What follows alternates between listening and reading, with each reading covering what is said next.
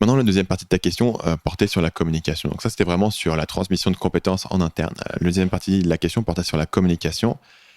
Comment est-ce que je fais pour que les gens ne soient pas déçus de ne pas me voir répondre directement? Et je dirais qu'on a vraiment travaillé là-dessus au départ au sein de la communauté, parce que Paul avait un rôle direct et intense au sein de la communauté, notamment dans la gestion des groupes de travail. Donc là-dessus, il avait une autorité totale essentiellement. Il fallait que les gens le voient comme étant le porte-parole de Marketing Mania sur les groupes de travail, et que c'est lui qui décidait si ça commence tel jour, ça commence tel jour, et c'est lui qui l'a dit.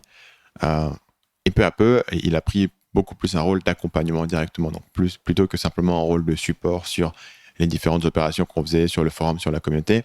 Il a pris un rôle d'accompagnement, de pouvoir répondre directement aux questions des gens, pouvoir leur donner des feedbacks vidéo, parce que par rapport à tout ce travail qu'on avait fait ensemble, il avait pris les compétences de pouvoir le faire. Donc, il y a certaines choses qu'on a fait ensemble, notamment on a tourné des vidéos de formation ensemble. Il est venu sur le podcast, bien sûr, il y a quelques semaines, et je pense qu'il y sera sans doute à nouveau, parce qu'il joue un rôle énorme en interne et dans la communauté. Et évidemment, le fait de le mettre en avant publiquement dans du contenu permet aussi de renforcer cet élément de crédibilité, de dire que Stan respecte vraiment ce mec-là, et donc moi aussi je peux le respecter. Donc je transfère une partie de ma crédibilité par association, et simplement en te le disant, en disant que moi je lui fais totalement confiance sur ce genre de choses.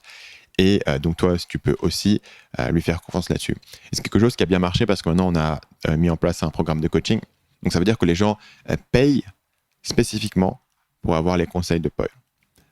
Donc les gens sont prêts à payer un programme de coaching en sachant que Paul va être leur coach parce qu'il est extrêmement compétent et parce qu'on a pu mettre en place en interne au sein de la communauté les preuves de sa compétence. Et je pense que publiquement, on a moins travailler là-dessus. Je pense que la première fois qu'il a été mis en avant publiquement, c'était le podcast qu'on a fait ensemble. Et bien sûr, là, je reparle de lui.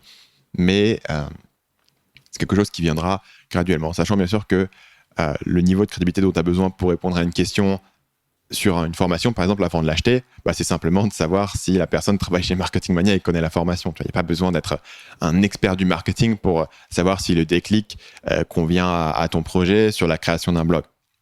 Donc pour clarifier là où on en est aujourd'hui à ce niveau-là, je réponds personnellement à toutes les questions des clients des formations Marketing Mania au sein de la communauté via des consultations que je fais toutes les semaines où je réponds aux vidéos absolument toutes les questions. Je vais m'appuyer sur Paul pour faire l'accompagnement au sein de la communauté, les groupes de travail, répondre à certaines questions qui sont plus rapides et qui sont plus immédiates.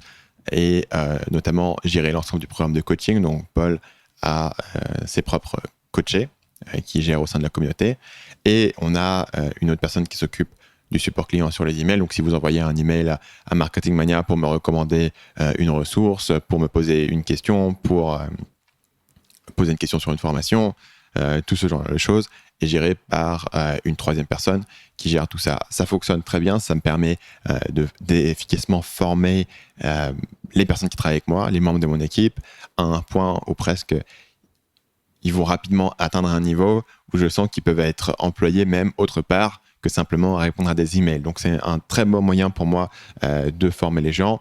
Le niveau de qualité reste parce que on a des feedbacks. Si la personne n'est pas sûre, elle peut toujours demander à une personne qui sait. Et à la fois avoir la réponse que la personne aurait eue et à la fois former cette nouvelle personne.